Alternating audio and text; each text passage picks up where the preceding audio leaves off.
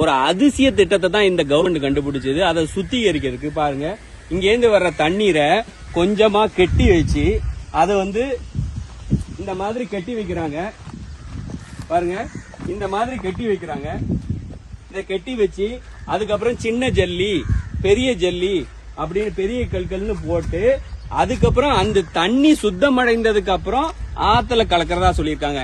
நீங்க யாராவது உங்க வீட்டுல உள்ள தண்ணீர்ல கொஞ்சோண்டு சாக்கடை தண்ணியை ஒட்டி அதை ஃபில்டர் பண்ணிட்டோம் நீங்க குடிங்கன்னா குடிக்க முடியுமா? அதுல எத்தனை ரசாயன கழிவுகள் இருக்கும். இங்க பாருங்க, அந்த தண்ணீர் கட்டி ஒரு நாளும் அது சுத்திகரிக்கவே படல. பல நாளா இப்படித்தான் இருக்குது. பாருங்க, இந்த பாருங்க, அடுத்த சேம்பர், அதாவது ஒவ்வொரு அறைக்காவது செல்லணும். அதை சுத்திகரிச்ச உடனே அடுத்த தரைக்கு வரணும். அது போகவே இல்லை. இது எப்படி நடக்கும்? எப்படி நடக்கும்? இந்த மாதிரி சிஸ்டத்துல எப்படி நடக்கும் சொல்லுங்க? இது மணல்ல சுத்திகரிச்சு சின்ன ஜல்லி பெரிய ஜல்லி அப்படின்னு சொல்லியிருக்காங்க. ஒண்ணுமே நடைபெறல. அப்படி இந்த கழிவு நீர் தான் ஆத்துல கலக்குது. இத குடிக்கிற குழந்தைகள், குளிக்கிறவங்க, உயிரினங்கள் என்ன பாடுபடும் சொல்லுங்க? நம்ம வீட்டுல உள்ள குடிநீர் ஏதாவது அழுக்கானா என்ன பிரச்சனை வரும் சொல்லுங்க? இதுக்கு நிரந்தர தீர்வே இல்லை.